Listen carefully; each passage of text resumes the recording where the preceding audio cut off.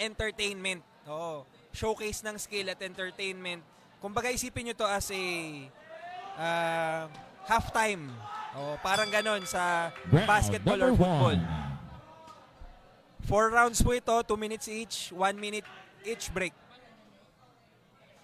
So again, si Sid po yung yung naka-black na merong inner shorts, naka-red shoes. At si Martin naman po yung naka-black trunks with red stripe and white stripe plus black shoes.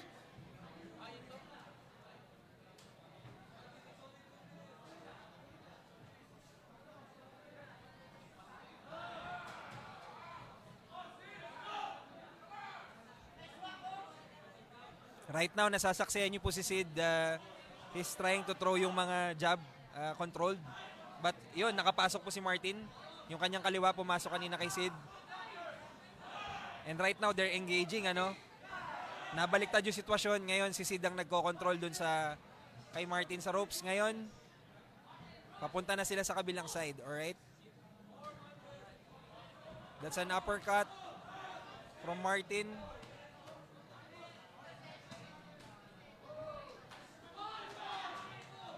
May pumasok ulit si Martin doon, kanan. Ay, sorry, kaliwa.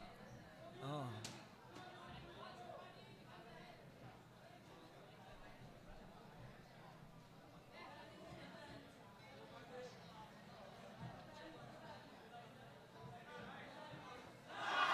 Nakapasok doon si Sid.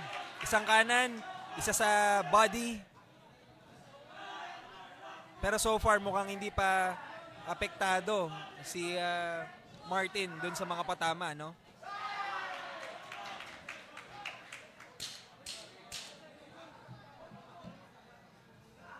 Well, for an exhibition fight, mukhang hindi nag-hold back yung mga fighters natin. Just a few seconds left dito sa round 1. End of the round. End of round 1, guys.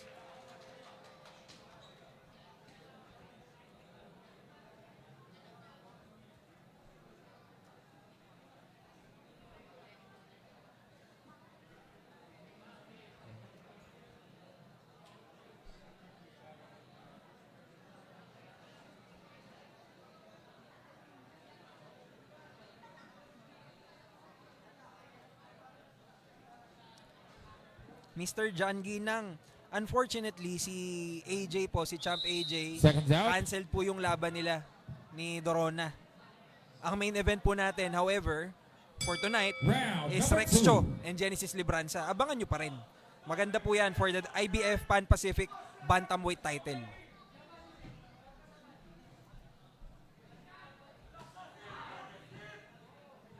Pumasok yung yung kanan ni Sid doon sa katawan ni Martin.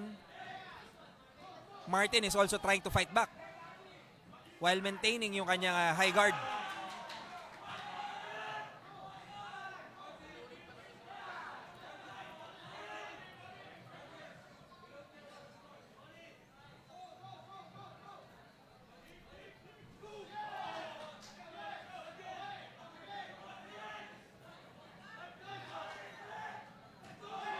Oh, tinamaan si Sid nun.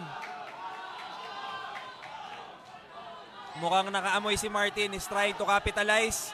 Tingnan natin how Sid will handle yung patama ni Martin na yun. Once again guys, this is Hong Kong versus Philippines.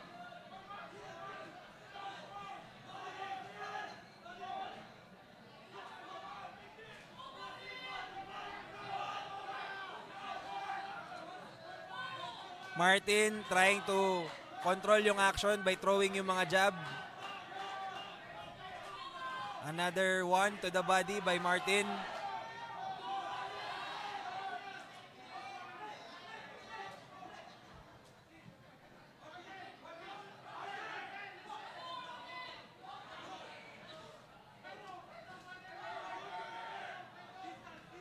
Ang ating third man in the ring po ay si Coach Lixer.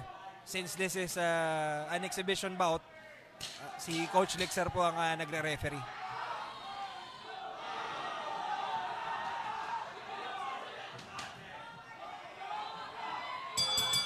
End of round number 2. End of round 2. This boxing event is presented to you by Elorde UKC Promotions. So far, what we're seeing right now ay yung pagiging relentless, no, ni Martin. At yung ano naman, yung tibay ni Sid, ano, sa dami ng mga pinakawalan ni Martin. Although this is an exhibition bout, again, hindi nag-hold back yung mga fighters natin. Talagang sinusulit po nila yung inyong mga oras.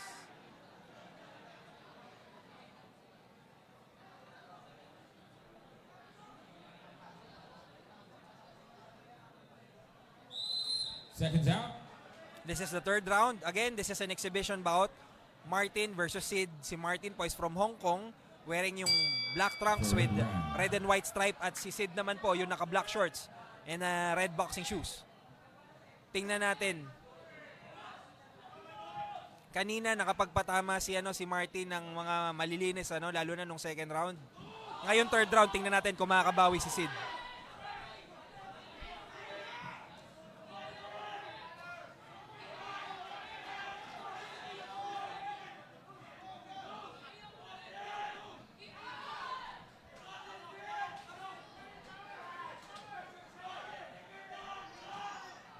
Another one to the body, courtesy of Martin.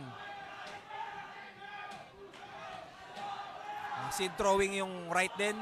Tumama ulit yun.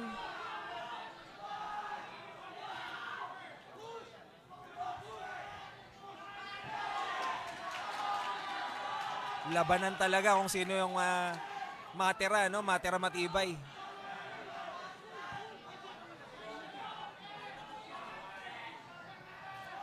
Papaalala ko lang ulit sa inyo, this is an exhibition bout.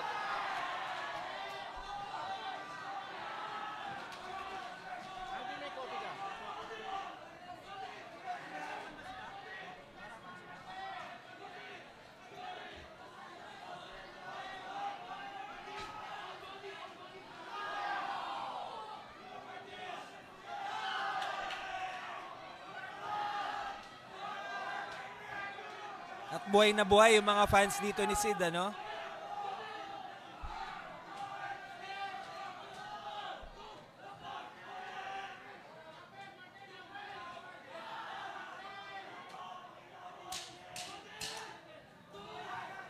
Last 10 seconds for round 3.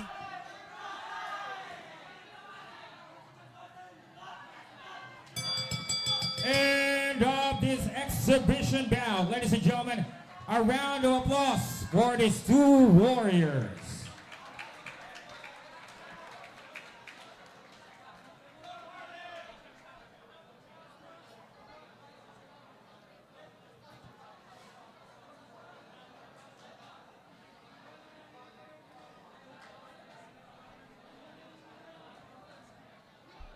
All right, so this exhibition bout is 4 rounds.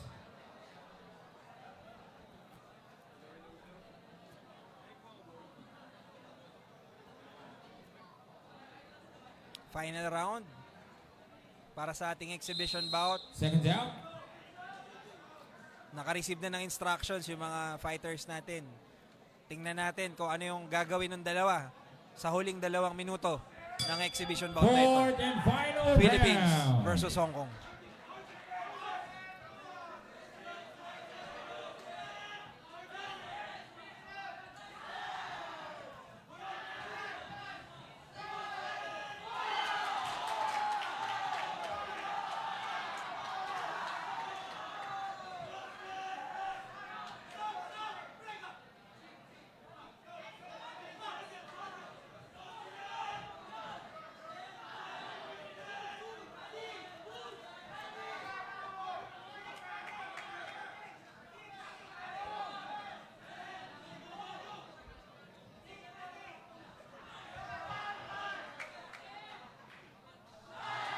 Nakatama doon si Sid, 2.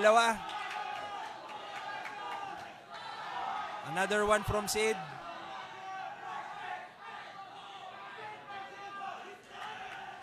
Tingnan natin ang bawi ni Martin dito.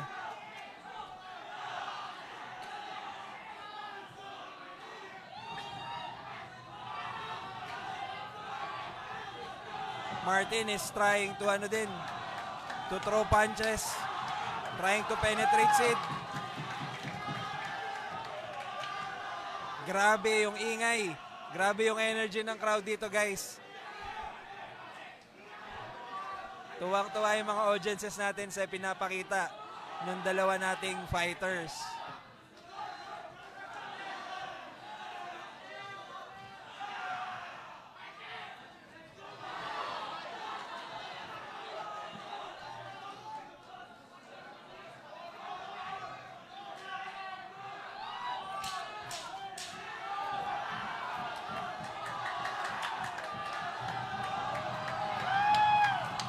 Last few seconds. End of this exhibition bout. Once again, ladies and Great gentlemen, display of sportsmanship a round of applause for ni these two Sid warriors. and Martin. For a Palakpakan nyo naman spectacular sila, guys. display. Padala nyo naman ang clap emoji. Once again, a guy from the blue corner representing Elorde Plus and representing the Philippines is Sid Bayria, the Ryan Garcia look-alike from the Philippines. And of course, his opponent from RCT Hong Kong, Martin Pang. O kayo naman dyan. Alam ko exhibition bout to, but Once again, palakpakan po kung natin may sila mananalo dalawa. dun sa laban na yon, sa tingin nyo sino?